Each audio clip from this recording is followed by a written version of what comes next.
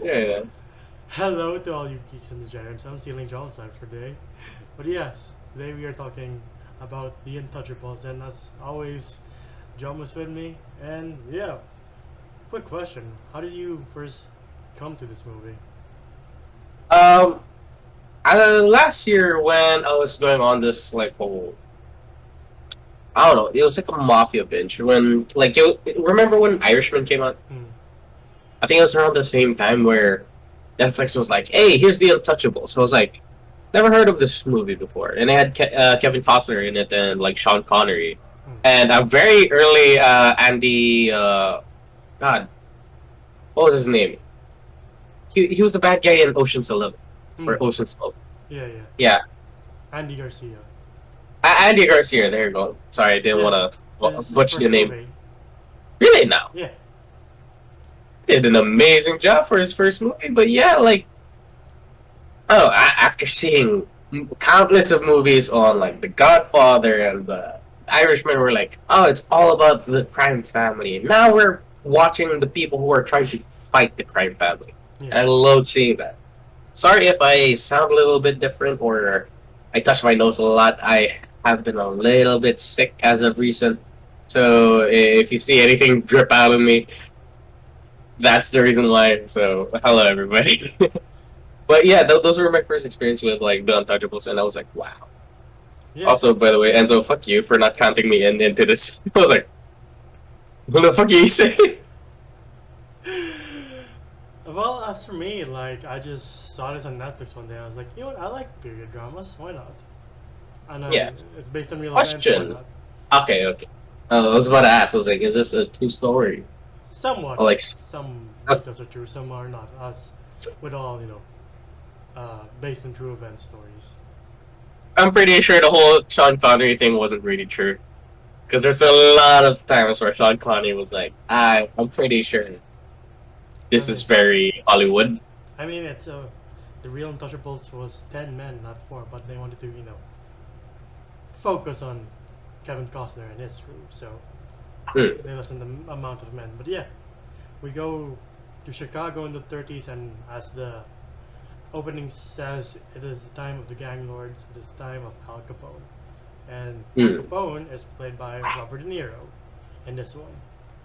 And you gotta love Al Capone's like character here. Yeah, Like the first time we see him was getting shaved, and people are like interviewing him the whole time. You would think that somebody like Al Capone or some really high their mob boss would be like kind of secluded, kind of put away somewhere, kind of not out in the spotlight. No, he likes being in the spotlight in this one. yeah, he's like a He king. likes, yeah, he likes answering to interviews. He likes telling the newspaper like, "Hey, these things aren't actually me. Like whatever farce the police has on me, it's all not true." And like especially, you can see the absolute terror on the barber's face Yeah, when he accidentally cuts Capone. And yeah, he's like, "Look, I cut Al Capone. Oh fuck, I'm dead."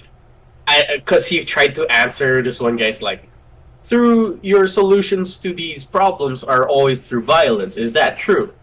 And then the look on the barber's face at that moment was like, yeah. oh fuck, he's gonna use violence on me. Funny enough, Robert De Niro wasn't the studio's first choice because they're like, we spent enough money on this. And when Robert De Niro came, he asked for a large sum of money. They're like, no, we can't. So Brian De Palma, the director, his replacement or the other guy he went to for Al Capone was Bob Hoskins, who was from Hoskins. Who Framed Roger Rabbit. Not gonna lie, they kind of say, But he just asked him just in case Robert De Niro said no. But since the studio was able to be like, yeah, fine, we'll pay him that amount. And they're like, all right, we'll get Robert De Niro, but for his troubles, Bob Hoskins was paid 200,000. Yeah, and he said it's the best payday of his life. damn. The 80s were a different time back then. Yeah, and since Robert De Niro was such a method actor, he and the production team tracked down Al Capone's real tailors and had them tailor the suits. Oh yeah, this is what the movie where Yeah. you see Robert De Niroisms. Yeah. Do the Robert De Niro face. And like, they even got the tailors to do Al Capone's underwear. So, I guess to get the power of Al Capone, that's what Robert De Niro wore all time on set. And that's great. Like Robert De Niro does not have a receding hairline, but here, like, wow, this is the '80s. They did a really good job at giving Robert De Niro a receding hairline. Yeah, like, like I don't know how they did it, but they brought. I think this is where they got like really like big inspirations from. I would say Batman's Penguin. I can see Like that. you could see, yeah, you could really see that with like, excuse me, like with how he talks. Remember, like habla español. Does anybody speak Spanish here? Like and I could really see the inspirations from here to there. And I gotta say, Robert De Niro did a really good job. Even though I will say personally, it was short lived. Yeah, there's not a lot of screen time, but like I guess that's the Yeah. sacrifice you made. Since it's not about Al Capone, it's about the Untouchables. Also, if you want, think about it. You didn't really get the full characteristic of Al Capone back in the '30s. Like nobody could tell you a story of like who was Al Capone because Al Capone was so many people. Yeah. Like he tried to have this whole facade of I'm just a businessman and they're harassing me kind of person. They could never really get like, oh, the shady gangster mob boss that finally controls little bits of crime like puppets. Yeah. But who knows? Maybe there is a film out there that does touch on that. So, But yeah, but we're not talking about the mobs. So we're talking about like the police who's actually working on them. we see how brutal the gang war is because a little girl in a diner gets blown up. Like, oh shit! All right. Yeah. You gotta love how quick it was because it was like, oh, the beer war. I never heard of the beer war. I never knew it was part of Al Capone's thing, but it was a pretty big thing where people trading in beers illegally and like, oh, you could sell this beer in your bar, and you could get soup from a bar back in the day as well. Odd times, very odd times. Hey, Mister. Hey, mister, you left your briefcase. Like, oh shit! The first time I saw that, I was like, holy shit! And I'm guessing that might be a true story. Who knows? A little girl blows up at the diner. Yeah, like Brian De Palma's upset like mob movies like The Godfather, be like, oh, the mob only kills mobsters and that's it. No, mob. Oh, they kind of like romanticize being in the mob. Yeah. Yeah. Like no, the mob kills civilians left, right, and center, no matter what, Okay. without any qualms. But yeah, we get introduced to Elliot Ness, and he is trying to take down Al Capone's operations, essentially. It's so surreal to see very young Kevin Costner because I've seen Waterworld, but he doesn't act like this. Yeah. This is like, huh? I was like, my first Kevin Costner movie was Man of Steel. Yeah. Like, I don't know. He's like the pushing pencils kind of guy. He's like the stickler for the rules kind of person in this one. Like his speech to the group of officers when he's like, I know all of you partake and drink, but today I'm asking you not to anymore. We need to Yeah, rise because above." yeah, and I was like, oh, okay, this is the kind of guy that stays by the rules. Again, he's kind of dweeby though. Yeah. Like, do you kind of feel that? I know it's Yeah. Kevin Costner, and everybody loved Kevin Costner Like- back then, but he was very like a dweeby cop. That speech gave me such Steve Rogers, Clark Kent vibes. Like, yeah, I see someone like that doing this. Right? Like we have to stay by the rules. And- Stay between the lines. Do by the book. You know, I was like, all right, kind of a character. And like, I know Kevin Costner wasn't the studio's first choice either, because they're like, we don't want him because he's not really a solid name. I think one of the other choices was Mel Gibson, but he said no because he had to do Okay. Lethal Weapon. Good choice. I gotta say, I would say Untouchables is more of like I would prefer Untouchables over Lethal Weapon, even though it is kind of a classic. If you want a good buddy cop movie, Rush Hour is the way. Uh, I don't want any trouble. But no. Uh, Jamali!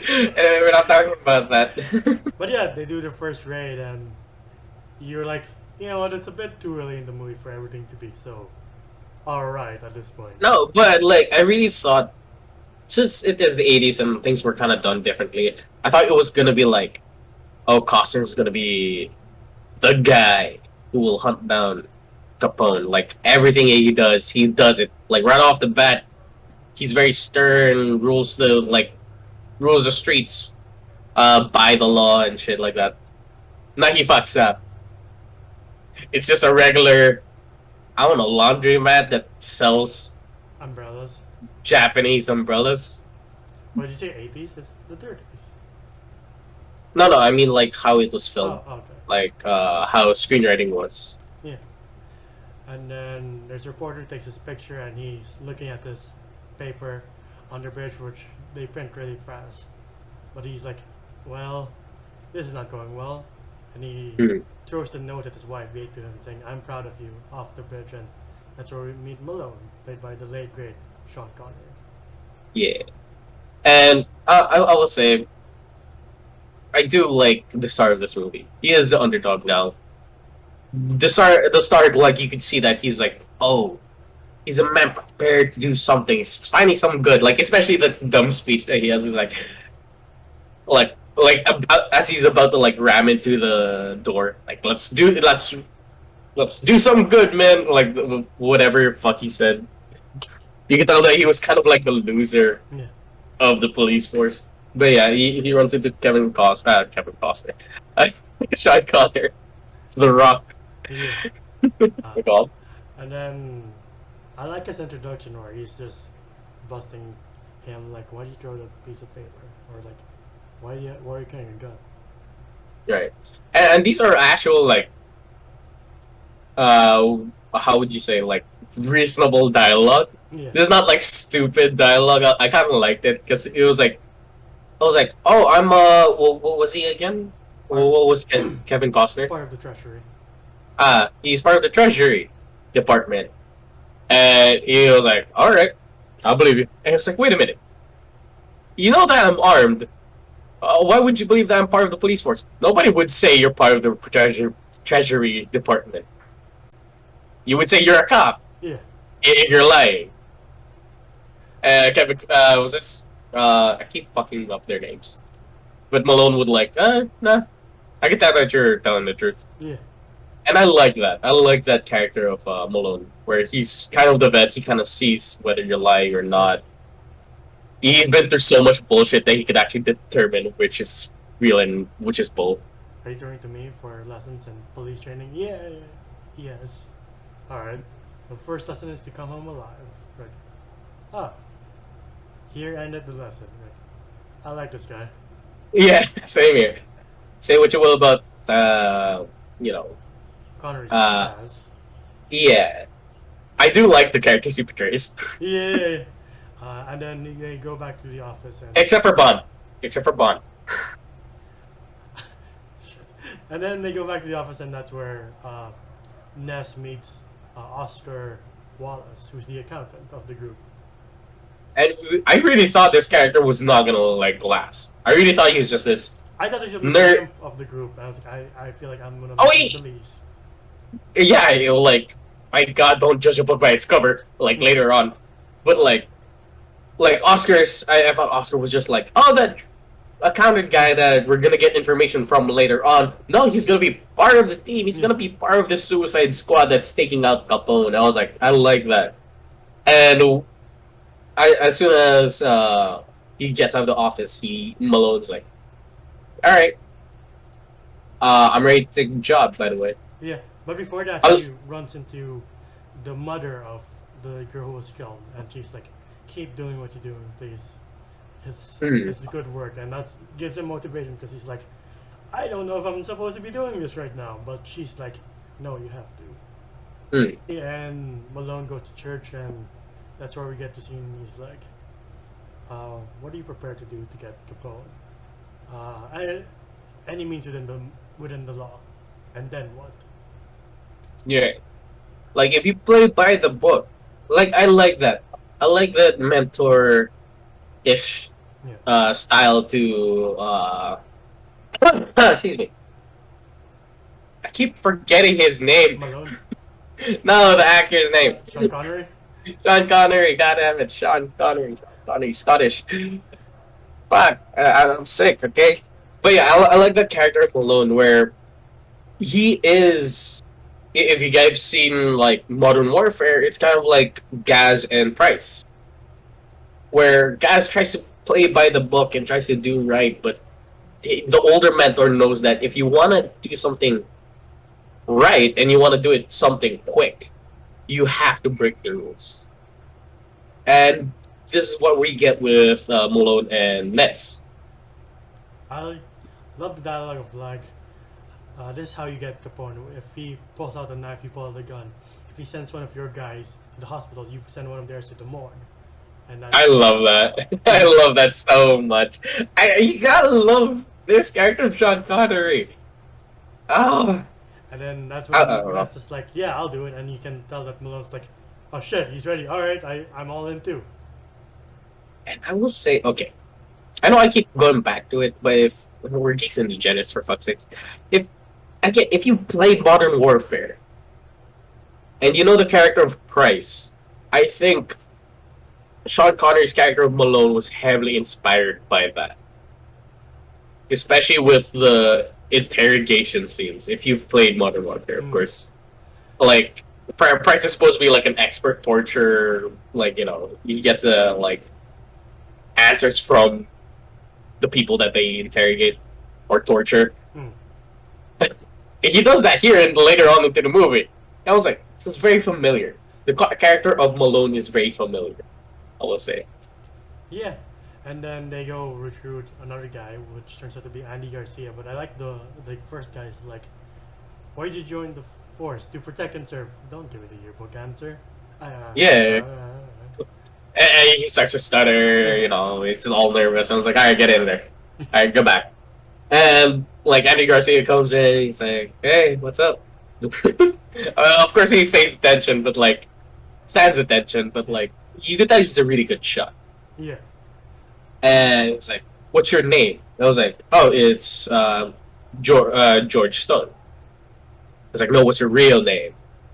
And what was his real name again? Giuseppe Betty? Yeah, something like that. Or something like that. It's like, I knew it. He says a racial slur that I will not say. I'm pretty sure it was a thing at the time. But like says like an Italian racial slur at him. You're no for good nothing shit like that. And then immediately Stone just like, oh fuck you, you you Irish cunt. It was like pulls a gun on him, and immediately is like they both agree like, yeah, this one's a good one.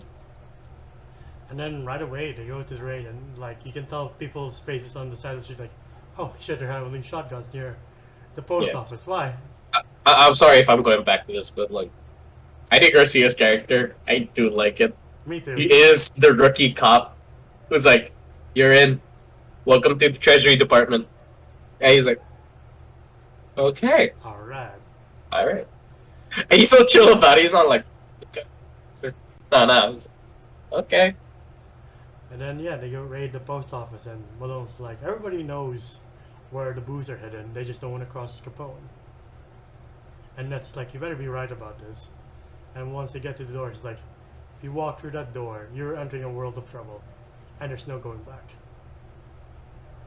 And you gotta find it odd that poor men, especially the accountant, since he is a cop, technically, they just give him a shotgun and it was like, let's walk down the street off to like across the street and with shotguns in the ready. These guys weren't carrying pistols. These guys were carrying shotguns into a building, and people are like, I guess they're cops.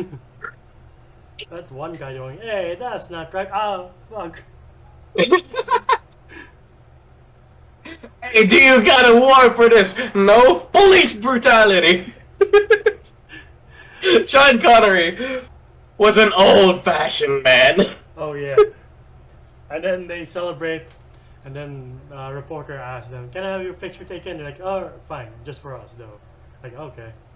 Yeah, don't put it out in the media, which he does. Which he does. And then we go back to Capone, and he's having dinner with his guests, and he's talking about baseball.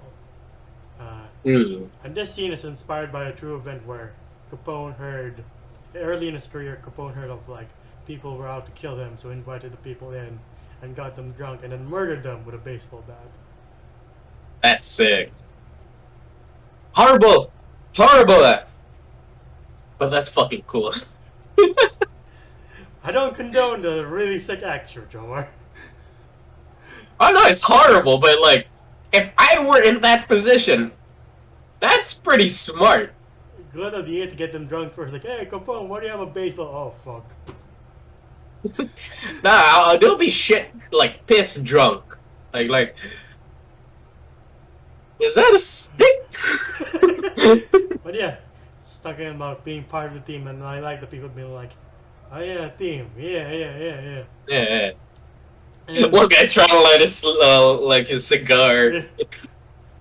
And then he goes, I go nowhere unless the team wins. And he looks at one guy, and you're like, oh shit, is that the guy from the shipyard? Yeah. He's the guy who's like, hey, you got a warrant? And then whack, and this is Capone's only act of violence in this movie, where he murders. Look, guys. I know I say that like we didn't get a lot of Capone in this movie, but I like it. Yeah. That one act of violence kind of shows the amount of power that he has. Amount of power and fear. Yeah, he has instilled into the neighborhood or into the city. The fact that people are like, oh fuck, he's beating a man to death right next to me, and I can't do shit about it. Yeah, otherwise I'm not part of the team, and I'm gonna be next. Exactly. That baseball bat has my name written on it if I stop him. Yeah. They're just like, shit, I guess. It's just another Sunday. Yeah. It's just another Sunday. Well, shit, my $3,000 Armani suit is just, Right? Oh, by the way, Giorgio Armani was head designer for their clothes. So I was like, damn, that's kind of cool. They had that much of a budget. All their clothes except for De Niro's, because again, he got Capone's actual tailors to do his suits. You sure it wasn't Giorgio Armani? Nope. He Damn. Down, and they're like, can you do this? Like, sure, why not? We did this once. Capone's like tailor's like old and decrepit and like that old guy from Toy Story who's like fixing up Woody. Of course, you can't go after Capone's business without consequences. At first, he tries to bribe them, and then he sends Frank Nitti to threaten Ness. He's like, "Is this your house?" And I got to take care of his family. And Ness is like, "Oh shit!" Right, and I love the actor that they got for somewhat the hitman, or what do you call it, the enforcer? Yeah, that is their second time talking about Frank Nitti this week because he's in Road to Perdition by Stanley Tucci. Oh, it's Frank Nitti? Yeah. These are two different characters. Yeah, I guess this is the way you portray them. I guess. But Frank Nitti here was like, he looked like the Grim Reaper. Yeah.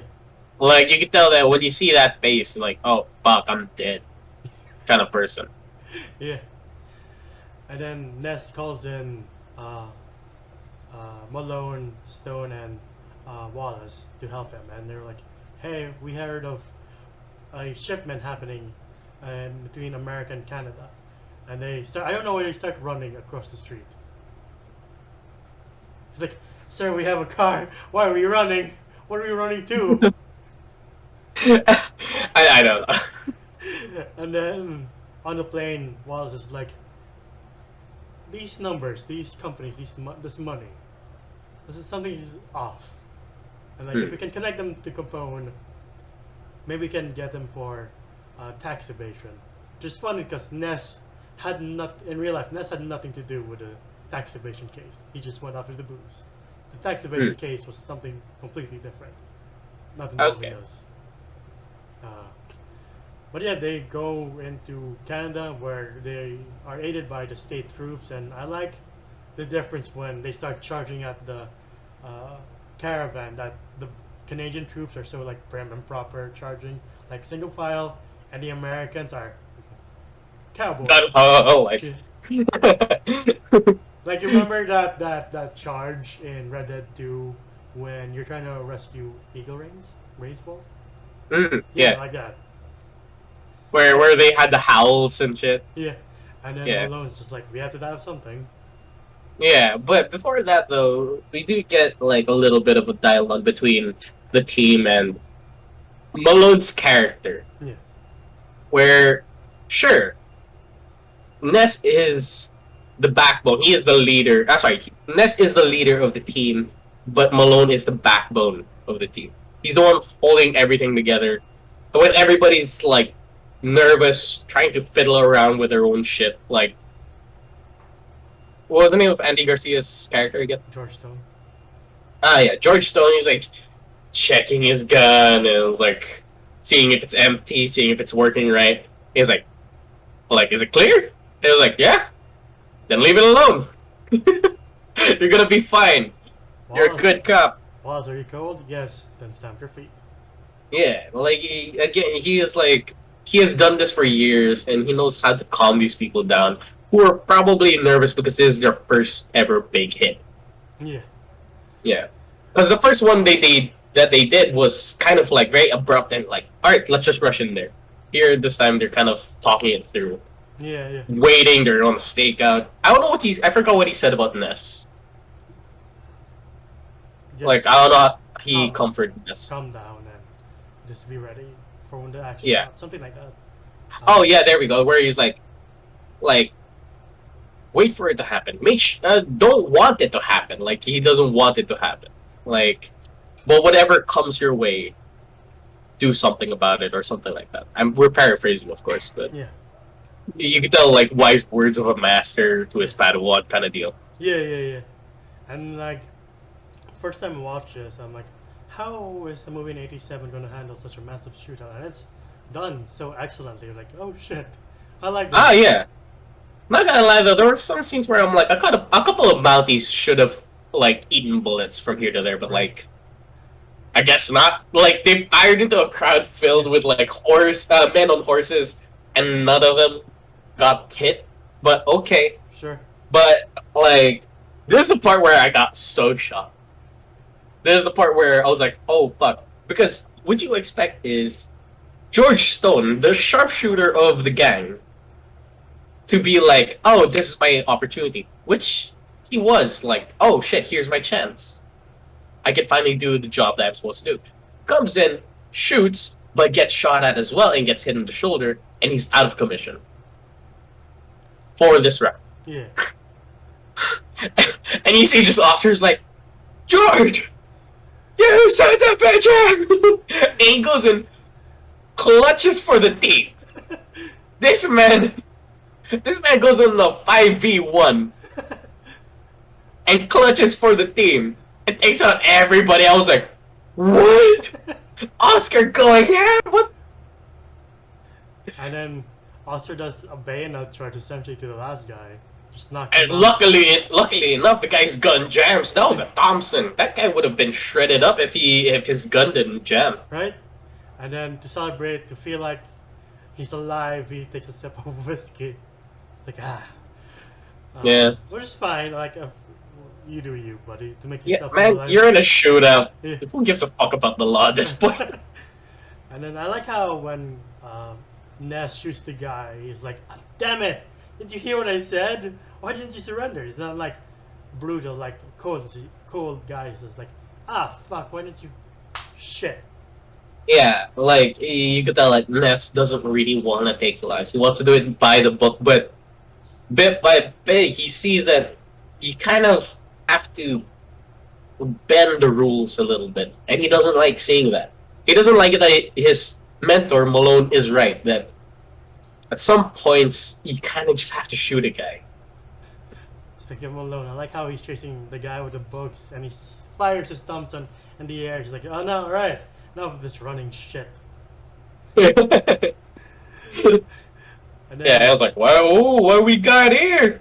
Yeah, he sees like the book of like records and all the code names and like, oh, is this actually Capone? and And then Oscar finds us like, oh shit, if we can connect these names to Capone, we can really get him for tax evasion. And they're like, to the guy there interrogating, like, give us his name. He's like, I'm not going to tell you anything. And like, they have to restrain Malone and take him out because he's being rough on the guy. And they're like, he's like, all right, if that's not going to work, I'll use the dead body then.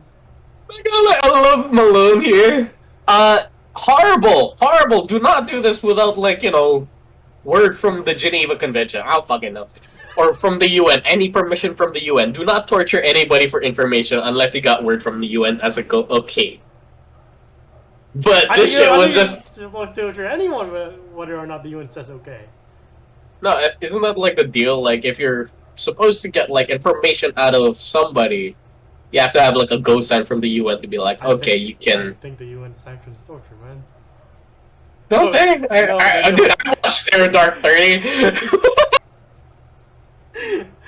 Enough shady government interactions, but yeah, he. You see like men with suits come in and just take me away. But like anyway, back to regular scheduled programming. Malone talks to the dead body, and I'm a completely different guy.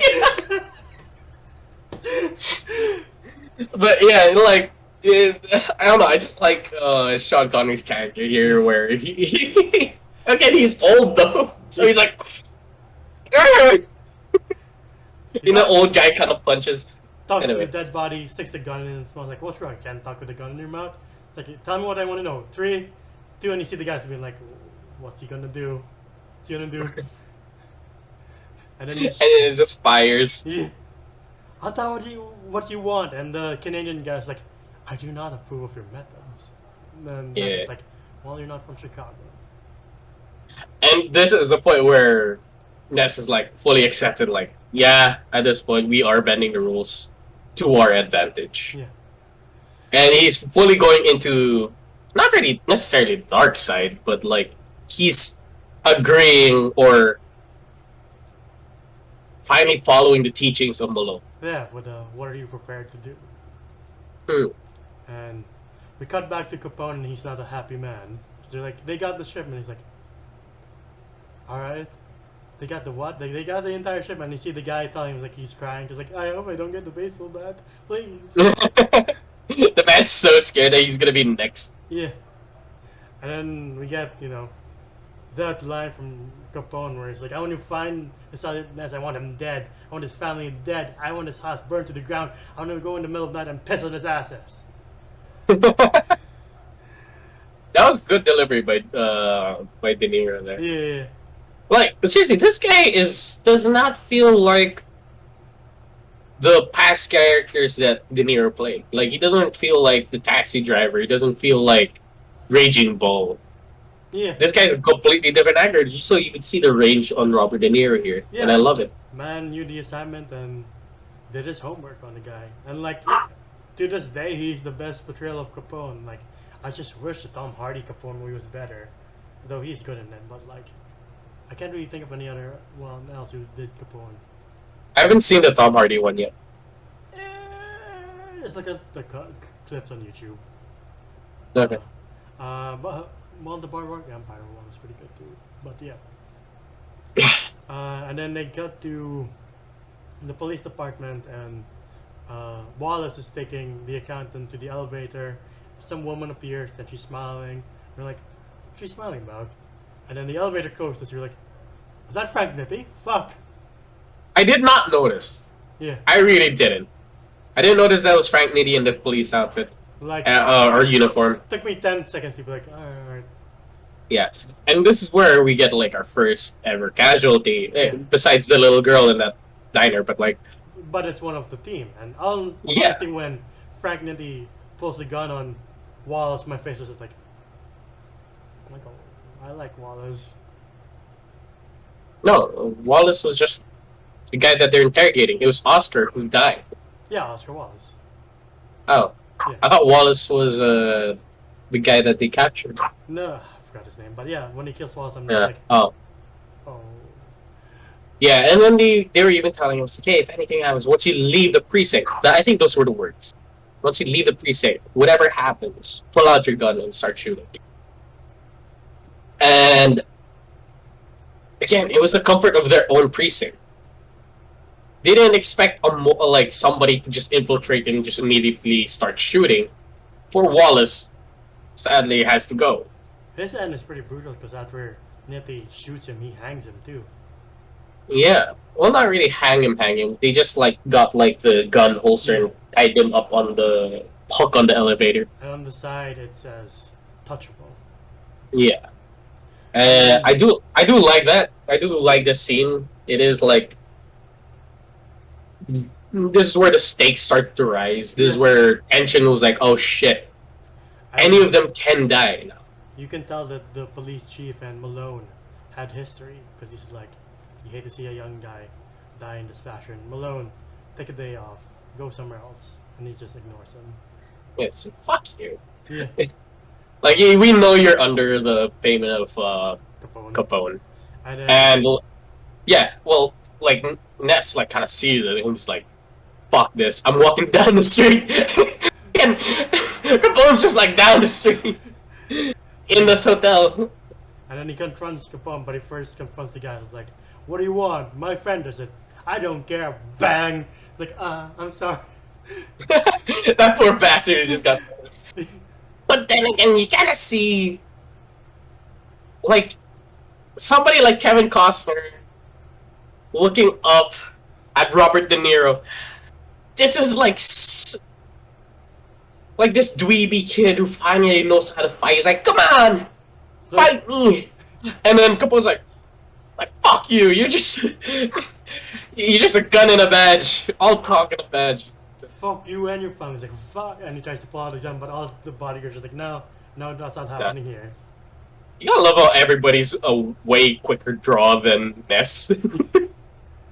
Like Ness is still like fiddling around with his gun. Everybody's like, all right, no. And Malone has to definitely save his life, and Capone's like, you got nothing. You don't have bookkeeper. You don't have evidence. You got nothing to put me away with. It's nothing but a talk and a bash. You fucking punk. Yeah, I love that. I love the shit stuff from Capone. It's so good. I really wish we had more. Yeah, and this is the way he goes. You got nothing. Is so condescending. You're like, oh god, I want to punch this guy. If not, only if he didn't just bullet riddle me. Yeah, like Capone's like, you embarrassed me in front of my family, out of my salad. And then we learn. Oh, before we go on, in real life, Capone would never touch the Untouchables because that brings more heat on you. Yeah, that does like kind of like shows like, oh, okay, there is something to Capone. Yeah. That's why he's so mad. Yeah. Like it's kind of obvious, or giving himself away at this point. Yeah. So in real life, he would just bribe them, but it never worked. But yeah, the DA doesn't want to do it because where's your evidence? The evidence is gone there. And their only Hail Mary is the bookkeeper at this point. So Malone goes to the police chief, and it's this entire street fight that he sends there. There definitely is history between them. The Scotsman versus the Irish. Like the police pulls down his jacket so he can't lift his arms and just gut punches him. I gotta lie, for these two old guys who just do this fight scene, yeah, it's really good. Way better than that stupid Star Wars movie. Forgot. See, I even forgot the name. That's Jedi. Yeah. Sure. That was a way better fight scene than that garbage. But like, yeah. To be fair, you're comparing apples and oranges. Because that one's, high budgeted laser sword fight, and this one's just two old men beating the shit out of each other by any means necessary. And they did it bad. Sure. Yeah. Sorry, I'm sorry. Malone does get the number on him, and we cut back to DA, and Ness is like, "Don't tell me you don't want to make a fool of yourself. My men have taken so much hits already. So what are you prepared to do? And he's Mm, like, all right. right. Malone does have the information, but unfortunately, Malone doesn't last that long after this. Yeah. Sad to say, Nettie's pretty much outside his door. Yeah. Versus the guy trying to And stab him, but he chases him away, and then he's confronted by Nite. I would say this was an odds. I kind of wish, like, Malone just like, oh, okay, you're in my house, this is private property. I can do whatever. Yeah. Bang! Right? I wish he used that sawed off. I really did. I really wanted to see him use that sawed off shotgun. Yeah, yeah. But we don't see it. But he does take an ungodly amount of lead into him. We're like, how long can a person survive after that? Exactly, like this. It's either this Hollywood bullshit, or the character Malone was that kind of a Chad to just have like a whole magazine inside him Yeah. and still have enough like power to, I don't know, give Costner the information that he needed. Yeah. Apparently, Sean Connery was injured during the scene because one of the blood packets squirted in his eyes and he had to be taken to the hospital. Oh damn. Okay. Yeah. But yeah, I like how devastating the scene is because when Ness finds him, he's just so like, oh shit, Stone, get the phone, and he's trying to talk to Malone, and Malone's trying to struggle and he's trying to get to something, and I don't know if it's played for comedy, but when he's like giving him the same Andrew's cross, he's like, no, not the cross. St. Jude. St. Jude's cross. He's like, not the cross. I want the paper. Yeah. And it tells him like there is what do you call them again? The guy with glasses. The bookkeeper. The bookkeeper. A bookkeeper. Is Yeah. his train. Yeah. And then he gives him one last. What are you prepared to do? I hope I don't get like that. No, it's okay. It's fine. You can do accents. Yeah. But I really do like it that they do mix in. This is very old death, Yeah. like old style Hollywood death. Where it's like, what are you prepared to do? Like at his last breath. Ha! You can say like Sean Connery is like still like in the heat of the 50s kind of like acting style, and I love it. Yeah. And this role gives Sean Connery his first and only Oscar win. And then they go to the train station, hellbound on getting this bookkeeper, and everything about this scene is frustrating, not in a bad sense, but like frustrating and like really just so cathartic. Like, fuck. Just like you see this lady, like, lady, there are better ways to bring your baby up the stairs. Yeah, I was like, I mean, in the way how Kevin Costner was bringing up that baby. Anyway, we'll get to that scene in a bit. I hated it.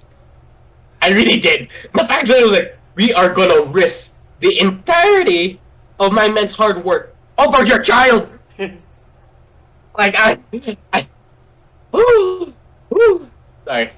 I was so frustrated watching this scene, but at the same time, I was so like at the edge of my seat because I was like, Kevin, just go down there. I'm pretty sure Capone doesn't mind being late, or like his gang doesn't mind being late. Just get that thing, lift it up, hover it over towards the door, and then just leave. Let them leave. But no, he has to watch. He's like, But I do like that scene though, as he's like bringing it up, he's kind of haphazardly like, like this ain't comfortable for the baby at all.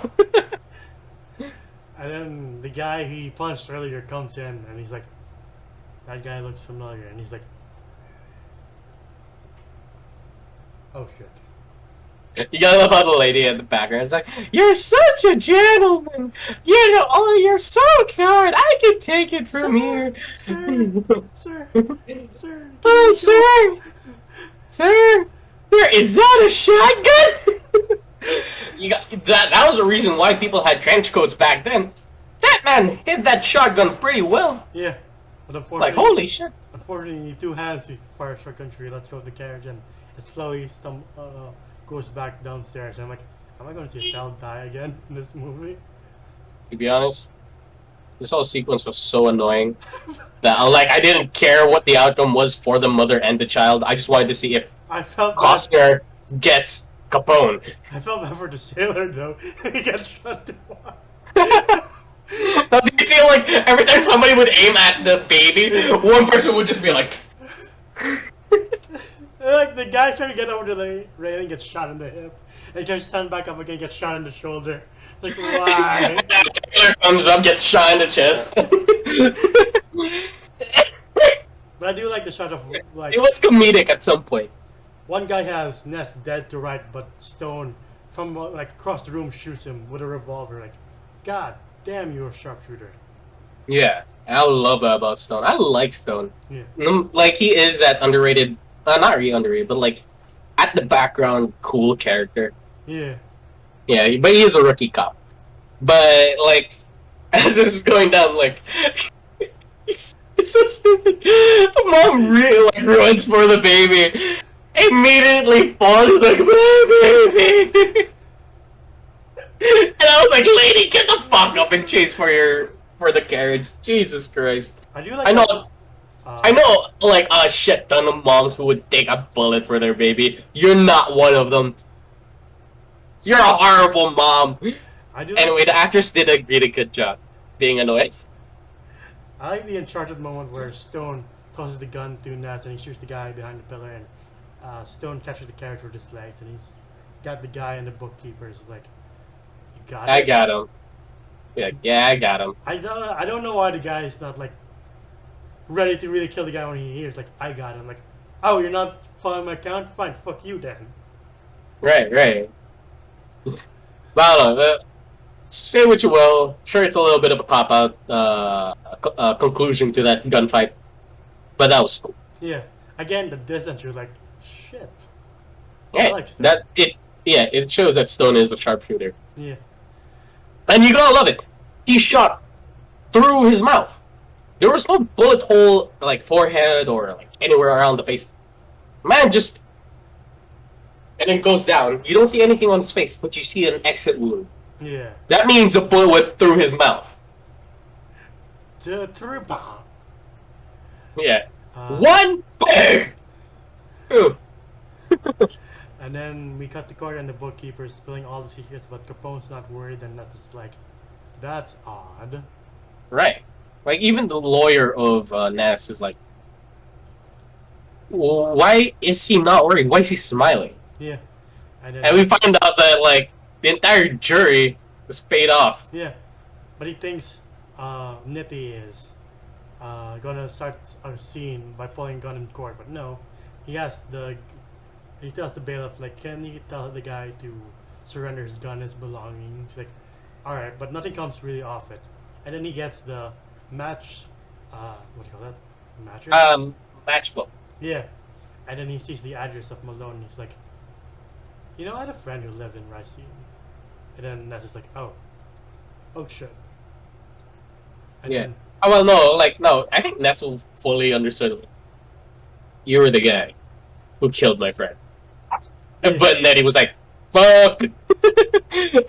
And again, you gotta love how smart Ness is. He's like, let him go.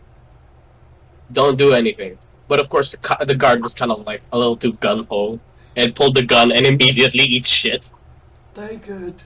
Like, oh, sure, I'll take it. I guess. You idiot. I told you to stand down. Fuck. And then he chases Nettie to the roof. At one point, Nettie is climbing down and he has him dead to rights. Like, but he's like, no, I won't kill him. Which makes no sense for the scene afterwards. No, because, like, I guess push came to shove and he kind of took it personally at this point. Oh. Even though it was personal Yeah. at the beginning, at this point, you kind of, like, soil the man's name by calling him like a pig. Yeah. Before that though, I like the scene where Nitty ambushes Costner and you think he rolls off the building. I'm like, fuck, is this how he dies? And he shoots the hat off of him. That was Nitty's like, your friend died like a stuck pig, and he's like, excuse me, he died squealing. And then he's like, and he pushes him like that. I like it. I like that scene. Yeah. Horrible. Again, not by the book. Horrible. It's kind of cool though. And then Stone's like, "Hey, we found the list of the jury and the list of names that have been bribed." And then he's Yeah, like, it was in the jacket of like Nettie. "Where's Nitty?" He's in the car. Yeah, he's in the car, and then you hear the orchestra like, And that shit was cool. he gives it to the judge, and he's like, "This means nothing." And Right. Ness is like, can you leave us alone? And the other two gentlemen leave, and he's like, I have done everything outside the book. I have sacrificed so much. I have done everything within my means and beyond. Why won't you? Yeah. He's like, that will be for me to decide. And then he's like, fine, if you want to play that way. Then he Play comes that. to the judge being like, shit. Yeah, and the judge is like, what's like the case that's happening right across from us? What are they doing? Can we change the jury? Like, can you switch out the jury? Everybody was like, what? What? Like, no. By the way, if you saw the paper with how much these guys were being paid off, that was a lot of zeros. Yeah. And then um, the Ness's lawyer's like, what did you tell him? He's like, I told him his name was on the ledger. His name wasn't in the ledger. Meaning that Ness took a shot and he's like, I hope this works. Well, I mean, it's kind of blatantly obvious by this point that a judge, knowing the evidence is right in his face, Yeah. is saying no. We can't do anything about it. It's kind of obvious to the point where it's like, oh, he's paid off. Yeah. And then I don't know why Capone's lawyer doesn't approach the bench and goes, I would like to change the plea from not guilty to guilty instead of being in front of Capone. Like, I would like to change the plea from not guilty to guilty. And then he gets decked. Yeah. Yeah. It's like, wait, I don't get that part. Why did the lawyer immediately just go, he's guilty? I guess he's like, fuck it, I'm not working for this asshole anymore. I mean, yeah, I guess it was like, oh, well, evidence are out. We can't win this one. And you're pushy. And you're rude, excuse me. He's guilty. He's guilty. I love it, like, the composer, like, you son of a... And then Ness approaches Capone and he's like, never stop fighting until the fight is done. Here ended the lesson. And he's like, Capone just loses it at this point. Okay, I like Kevin Costner, but when he tried to do Sean Connery's like lines, it is kind of dweeby. And being Capone was like, what? Huh? Huh? What the fuck you saying? You all talk just badge. Like, you know, like shut the fuck up. You can't be Costner. You can't be Connery. And then the reporter, before that, Stone and Ness say their goodbyes because the job's done. You got Capone. Yeah. And like Connery hangs up the gun and badge, and sorry, Costner hangs up the gun and badge. His ghost did. What the fuck? Ness hangs up his gun and badge, and pretty much passes down his office to Stone, and I like seeing that. Like, and he also gives St. Jude to Stone as well. Yeah. And then the reporter who took that picture is like, "Hey Ness, did you hear they're appealing prohibition? What are you gonna do?" "I'll have a drink." Mm. What did they mean by appealing prohibition again? It's not a law anymore. Alcohol's legal now. Alright. Sorry, abolishing prohibition. Okay.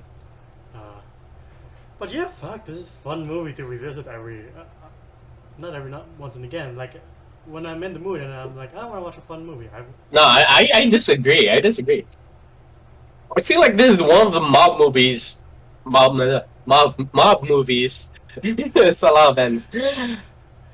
Rewatchable. Yeah. Yeah, extremely. Untouchables is very rewatchable. I like this movie. It was a fun roller coaster ride. Yeah. Like, it wasn't a slow burn. It wasn't all dialogue. And when there was dialogue, it was words of wisdom from Sean Connery's character. Sure, he's a little bit off from here to there. And But- faces. Nah, but like, like again, it is kind of a roller coaster ride. Yeah. Sure, there are scenes where it's just judge, jury, and like Law and Order shit. But we get pretty good gunfights. We get good character developments. We get good story progression. We don't get much of a bad guy, I will say, but it's still a fun ride, and it's Robert De Niro for fuck's sake. Yeah. And like I forgot to mention that the score is done by Ennio Morricone, who does the spaghetti westerns of Good, Bad, and the Ugly, and all that. Ah, that's why it sounded Yeah, familiar. yeah. Okay, okay, That's why Capone's theme were like, what is that theme? I like it. right, It's a bit odd, yeah. but I like it. Uh, Ultimately, what would you rate this movie? It is very rewatchable. I would have to say I'm putting it like up there with. I enjoyed Road to Perdition a little bit more, Hmm. but I'll give this one a 9.5. Personally, again, I pretty much said what I had to say about this movie. It is fun. It is a roller coaster ride. Say what you will. I like going into it. I really thought I was gonna be hit with like dialogue heavy scenes, but no. Everything was straightforward. This guy was trying to do it by the books. His mentor's like, "No, we gotta have to break some rules from here to there to get the right guy."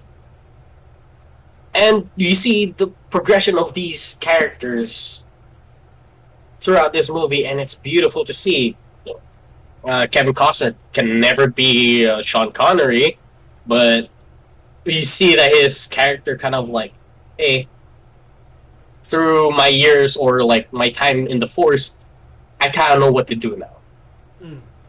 And I like seeing that. Well, sure, we lose a couple of characters from here to there, but he does become what he needs to be. And just hangs up the gun and bench, which was pretty cool. De Niro, amazing job, even though he was short lived. The man won an Oscar for it for a reason, so Oh, yeah. we did win an Oscar for it. Nominated? I'm not sure. I'd be surprised if he wasn't nominated, but like, I think Sean Connery was the only one of the gang who was not nominated and won. Oh, okay. Okay. Anyway, like, they all did a really good job. Story was great. Story was fun. I would rewatch this. Yeah, Yeah, it's a 9 out of 10 for me. 9.5 out of 10, better. I'll also give us a 9 because it's such a fun movie to watch and the characters are all great and it's endlessly quotable. And as you said, the bad guy's not here for long, but fuck does he leave such an impression. Like, I forgot who said it, but I think it was Russell Crowe saying that if you portray a real life character, you have to bust your ass for it because it's a real life character, and De Niro definitely does that here. Yeah. And the score is great. The story is just so good, and yeah, nothing but praise because I really love this movie. Yeah. I will say there are a lot of wrong things that they did in this movie, but at the same time, it is very cathartic. Yeah, Like, it's wrong to push that guy off the building, yeah, but you wanted to do it yeah. too. But yeah, that's been our video on the Untouchables. What do you guys think? Comment below. Be cool about it. If you want to see more of us on this platform on YouTube, please like, subscribe, and ding the bell icon to get notified of when we upload next. If you want to see us react to trailers, please like our Facebook page at Geeks and Generates. You want to redo that? If you want to see us react to trailers, please like our Facebook page, Facebook.com/Geeks and Degenerates. Shut up. If you want to hear us on the road, we have a Spotify podcast. If you don't like seeing our lovely faces, but want to hear our beautiful voices, there you go. And individually, you can find me at YanDalphus95 on IG and Twitter. How about you? Oh, you can find me at JohnGOM on Instagram. It is my art account. And for this week's mob theme videos, this is the end of our video. Until the next one, we'll see you there. Goodbye, everybody. Ciao.